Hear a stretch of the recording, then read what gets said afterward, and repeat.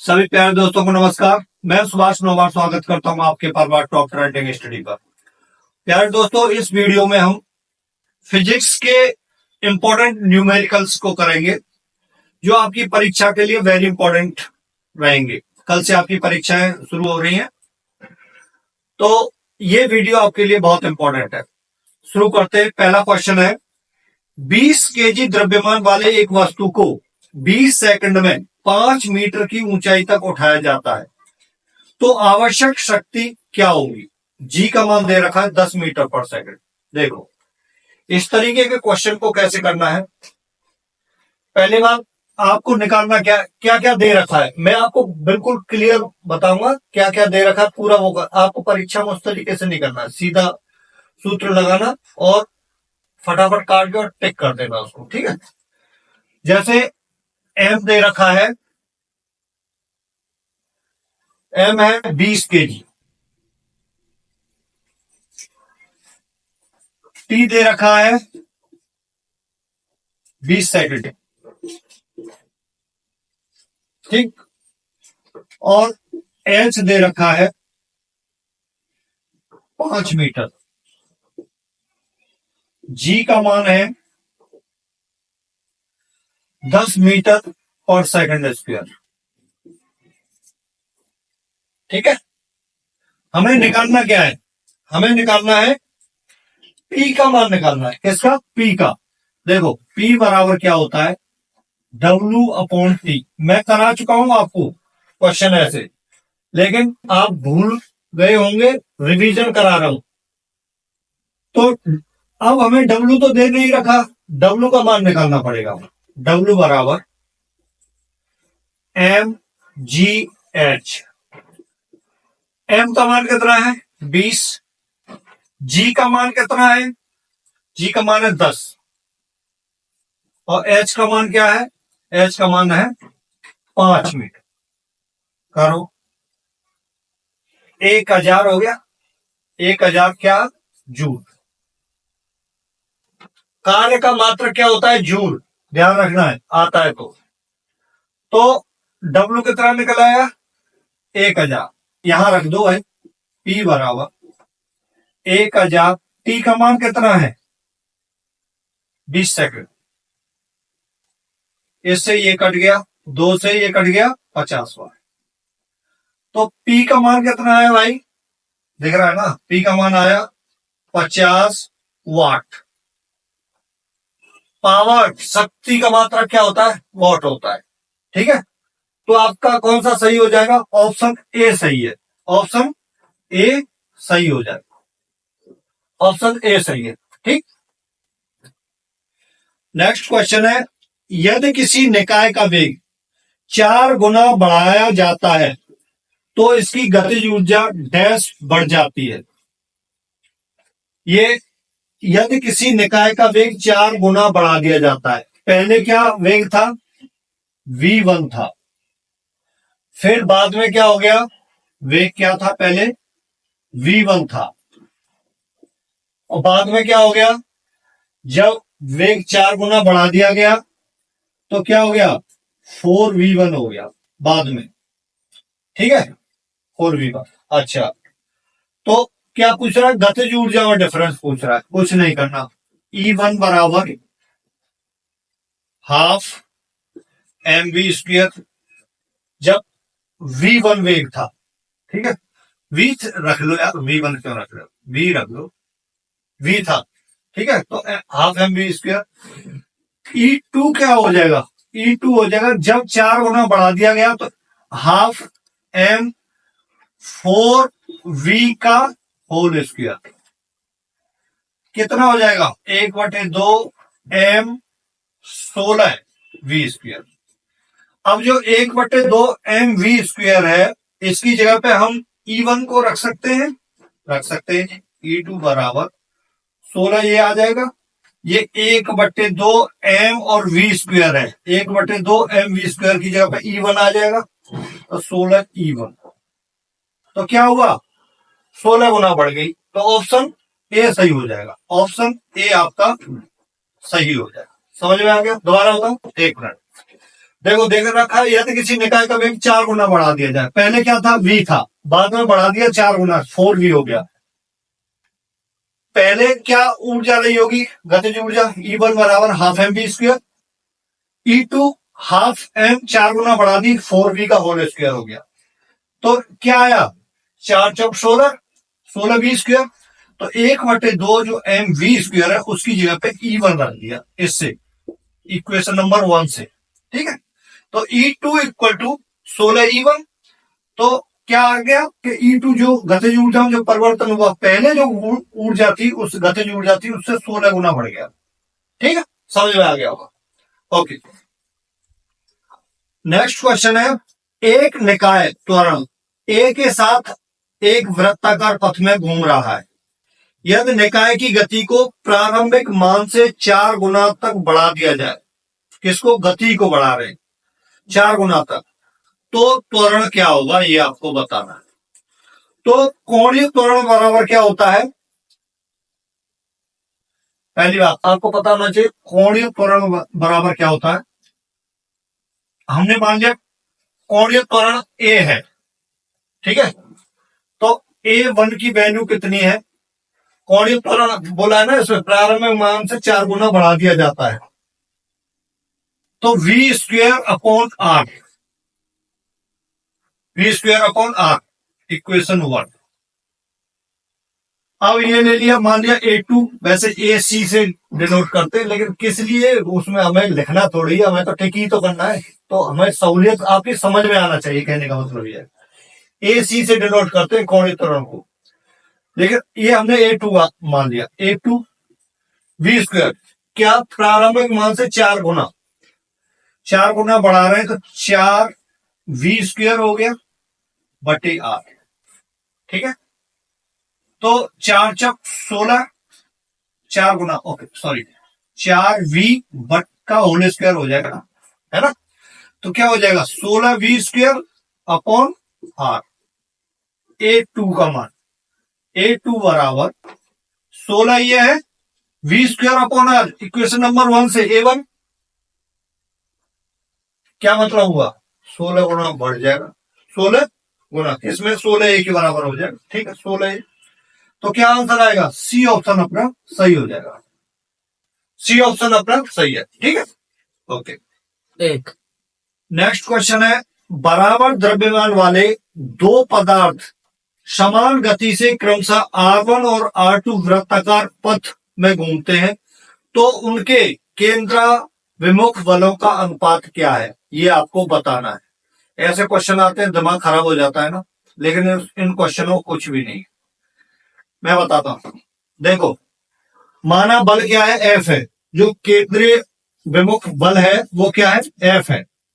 तो पहला जो बल था उसे हमने मान लिया F1 से डिनोट कर दिया, तो F1 बराबर mv स्क्वायर अपॉन आर।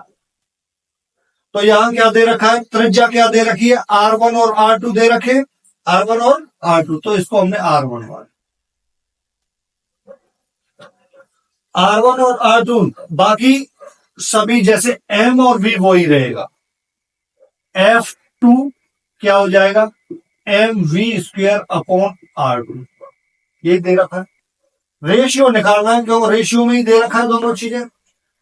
तो F1 इक्वेशन 1 इक्वेशन 2, इसका भाग इसमें दे दो, F1 अपॉन F2 रेशियो निकालने के लिए, ठीक है, F2 है बराबर mv स्क्वायर अपॉन R1 बटे mv स्क्वायर अपॉन R2, इससे ये कट जाएगा, ये ऊपर चला जाएगा, तो F1 अपॉन F2 बराबर R2 अपॉन R1,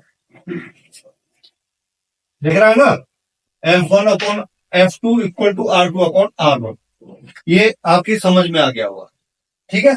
तो ऑप्शन कौन सा सही है अपना, R2 अपॉन, ऑप्शन बी सही हो जाएगा, ऑप्शन बी सही है, ठीक। नेक्स्ट क्वेश्चन है, यदि द्रव्यमान 25 केजी के एक बॉक्स को F न्यूटन बल द्वारा 15 मीटर तक धकेला जाता है, विस्थापन 15 मीटर है, तो इस प्रक्रिया में किया गया कार्य 480 जूल है। एफ का मान निकालना है, फोर्स निकालना है। सबसे पहले सूत्र लिख लो, जिससे पता चल जाएगा क्या क्या दे रखा है, हमें किस किस की जरूरत है। सही है कि नहीं? आपने सूत्र लिखा, मैंने आपको बता रखा है पहले, W बराबर F into S. Sir F तो पूछा ही है, बिल्कुल पूछा है भाई, है ना? तो F बराबर क्या हो जाएगा? F बराबर W अपॉन एस। अब देख लो आपको क्या क्या दे रखा है, इसमें क्या क्या दे रखा है। W दे रखा है, एस विस्थापन ये निकालना है, तो इसमें तो कुछ नहीं है यार सवाल में, है ना? 480 बटे 15 कर दो। W कितना है? 480 है, और विस्थापन कितना है? 15 मीटर। 15 से काट लो, 15 तिया 45 और 15 दूनी 30। कितना आया? 32। बल का मात्रक क्या होता है? न्यूटन। ध्यान रखना है, पूछा जाता है तो बल का मात्रक क्या है? न्यूटन। क्या है ऑप्शन में? बी ऑप्शन दोस्तों बिल्कुल सही है। ठीक है भाई, बी ऑप्शन सही हो जाएगा। समझ में आया? डब्ल्यू बराबर होता है एफ इंटू एस। डब्ल्यू दे रखा है, फोर्स पूछा है, विस्थापन दे रखा है। तुम द्रव्यमान से डर मत जाना, द्रव्यमान की इसमें कोई जरूरत नहीं है। एफ बराबर W upon S. W 480 joule, 480 joule ही है ना? हाँ। और 15 क्या है? विस्थापन हो गया एस। 15 से भैया काट दिया, 15 से 45, 15 दूनी 30। ठीक है, 32 न्यूटन आ गया। ऑप्शन बी सही हो जाएगा। ठीक, ओके। नेक्स्ट क्वेश्चन है, एक 100 ग्राम के गेंद को 70 मीटर ऊंचाई की एक इमारत के शीर्ष पर रखा जाता है। गेंद की स्थितिज ऊर्जा ज्ञात कीजिए। मान लीजिए जी बराबर 10 मीटर पर सेकंड स्क्वायर, मतलब जी का मान उन्होंने दे रखा है कि 10 मीटर पर सेकंड।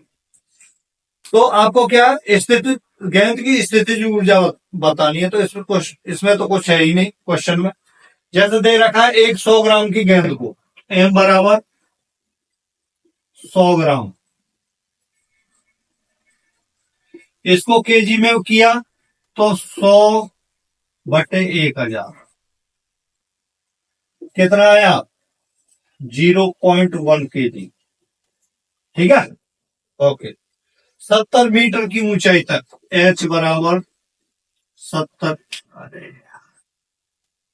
70 मीटर। और क्या दे रखा है? गेंद की स्थिति, जी का मान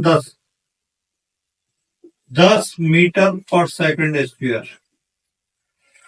क्या पूछा है? U बराबर क्या होता है? mgh। m का मान कितना है? 0.1।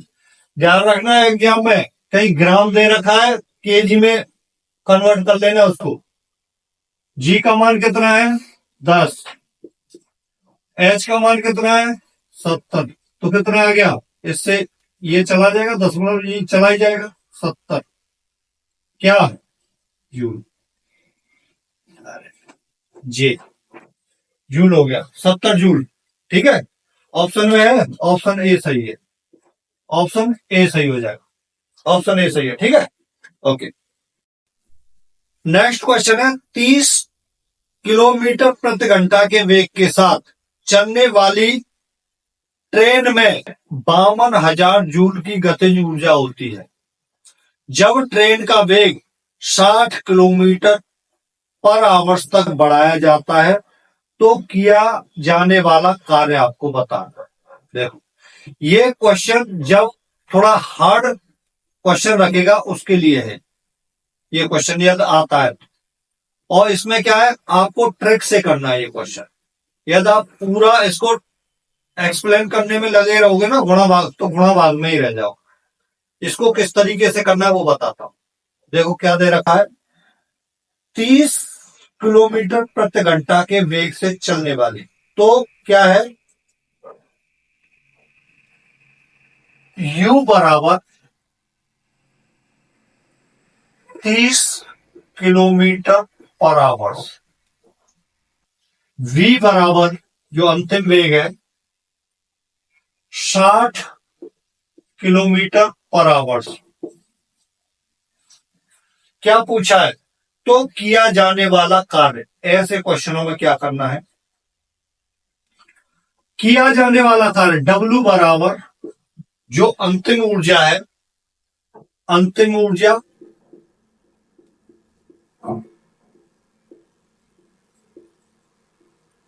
माइनस प्रारंभिक ऊर्जा। प्रारंभिक ऊर्जा, ठीक है। तो देखो, आपने वो क्वेश्चन पढ़ा होगा, मैंने इसी में कराया था कि यदि वेग को दुगुना कर दिया जाए तो ऊर्जा पर क्या प्रभाव पड़ेगा? 4 गुनी हो जाती है, हो जाती है ना, क्योंकि वेग v का स्क्वायर हो जाएगा, दोगुने का दो दूनी 4, 4 गुनी हो जाएगी। उसी से करेंगे इसको। अंतिम ऊर्जा, मान लिया वो अंतिम ऊर्जा क्या है? E2 है, और प्रारंभिक ऊर्जा क्या है? E1 है। तो हमने क्या कर दिया? E2 minus E1। ठीक, आप सुनो। तो जो E2 है वो E1 की क्या होगी? 4 गुनी होगी कि नहीं भाई? इसका ये दोगुना है, अंतिम वेग प्रारंभिक वेग का दोगुना है, दोगुना है। E बराबर हाफ mv स्क्वायर से, तो वो 4 गुनी हो जाएगी। तो E2 क्या होगा? 4 इंटू E1 माइनस E2। ठीक है, 4 इंटू E1, 4 इंटू E1 कितनी है? E1 इसमें दे रखी है कितनी? 52,000, 52,000 जूल माइनस, नहीं 4 इंटू E1, E1 इतना है माइनस E2 माइनस इतना, सॉरी उल्टा हो गया ना, एक मिनट एक मिनट एक मिनट, उल्टा कर दिया मैंने ना, माइनस E1 हो जाएगा। 4 into E1 minus E1, 4 into 52,000 है माइनस E1 कितनी है? 52,000। या तो आप इसको ऐसे कर लो, 52,000 को कॉमन ले लो, 4 माइनस 1 यहां कर देता हूं, है ना। 52,000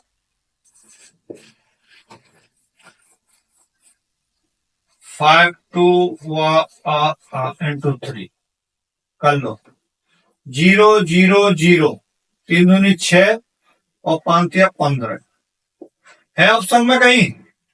ये जूल में आएगा, है ऑप्शन बी सही है, ऑप्शन बी सही।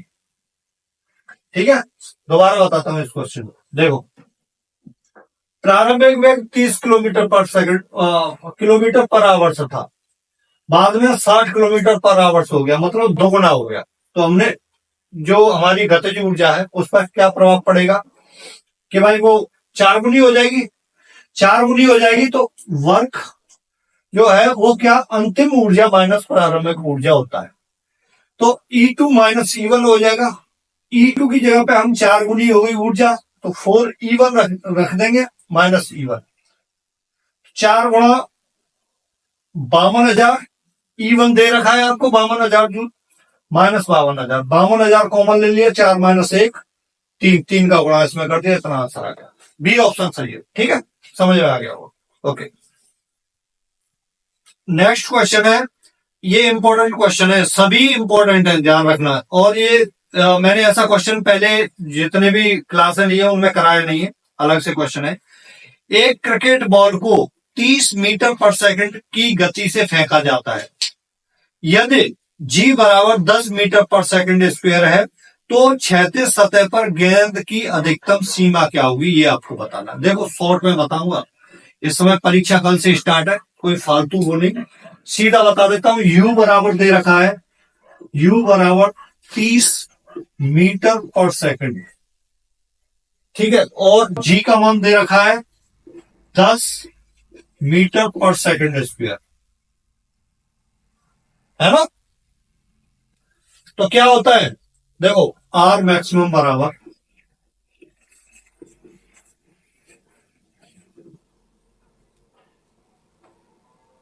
Are U square upon G, याद रख लेना ऐसे क्वेश्चन के लिए। U square upon G, U square कितना है 30 का होल स्क्वायर हो जाएगा, और जी कितना है 10, बराबर 900 बट्टे 10, 90 मीटर। मीटर में आएगा ना, रेंज पूछिए 90 मीटर, मतलब ऑप्शन ए सही है अपना, ऑप्शन ए सही है। यू स्क्वायर अपॉन जी लगा देना है ऐसे, उसके लिए यू स्क्वायर का मान दे रखा है, उसका स्क्वायर कर देना बटे 10, 90 मीटर आ गया, ठीक है। ओके, नेक्स्ट क्वेश्चन है, सतह से 30 डिग्री के कोण पर 100 मीटर पर सेकंड की गति से फेंकी गई क्रिकेट की गेंद पर विचार करें। इस स्थिति में गेंद डैश सेकंड के लिए हवा में रहेगी। जी का मान दे रखा है 10 मीटर पर सेकंड स्क्वायर। देखो क्या क्या दे रखा है, यू बराबर 100 मीटर पर सेकंड है ना, थीटा का मान दे रखा है 30 डिग्री, और क्या दे रखा है क्रिकेट के लिए, और जी का मान 10 मीटर पर सेकंड। टी हमें निकालना है, टी क्या करना है, टी हमें निकालना है। तो टी बराबर 2u साइन थीटा अपॉन जी, ये सूत्र आपको याद रखना है, इंपॉर्टेंट है। टी बराबर 2u साइन थीटा अपॉन जी, मान रख दो 2u, u का मान कितना है 100, 2u sine theta, sine theta मतलब इंटू साइन 30 डिग्री अपॉन जी का मान कितना है 10। नेक्स्ट 2 इंटू 100, साइन थीटा का मान 1/2 बटे 10, इससे ये कट जाएगा, इससे 10 बार कट जाएगा, तो टी बराबर क्या आएगा 10 सेकंड। कौन सा ऑप्शन सही है, ऑप्शन सी सही हो जाएगा, ठीक है। टी बराबर 10 सेकंड, ऑप्शन सी सही है। ओके, नेक्स्ट क्वेश्चन है, 10 सेंटीमीटर त्रिज्या के एक ठोस गोले पर विचार कीजिए जो कोणीय त्वरण 10 रेडियन पर सेकंड स्क्वायर के साथ गतिमान है। गोले के केंद्र से r/3 दूरी पर रैखिक त्वरण क्या होगा, ये आपसे पूछा गया है। हटके क्वेश्चन है ना, लेकिन जब हार्ड क्वेश्चन आएंगे तब ऐसे क्वेश्चन आएंगे, ठीक। तो देखो क्या दे रखा है, कोणीय त्वरण, कोणीय त्वरण का मान 10, कोणीय त्वरण,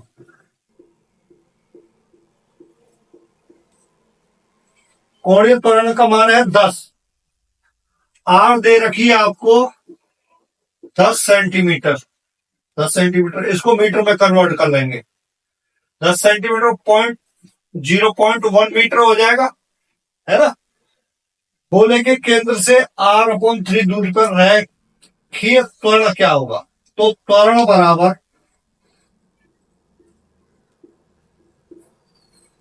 गोले के केंद्र से r/3 दूरी पर रैखिक त्वरण क्या होगा, केंद्र से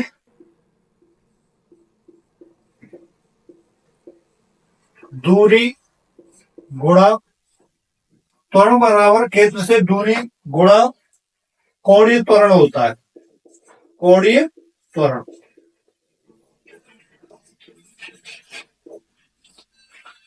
केंद्र से दूरी बोल रहा है r/3, तो r की जगह पे r/3 इंटू कोणीय त्वरण कितना है 10, r/3 है, r की जगह पे r का मान रख दिया हमने 0.1/3 इंटू 10। त्वरण बराबर केंद्र से दूरी गुणा कोणीय त्वरण, इसको वो करेंगे तो कितना आ जाएगा, इसे चला जाएगा दशमलव से 1/3, 1/3 किसमें है 1/3 मीटर पर सेकंड स्क्वायर, ऑप्शन ए सही है,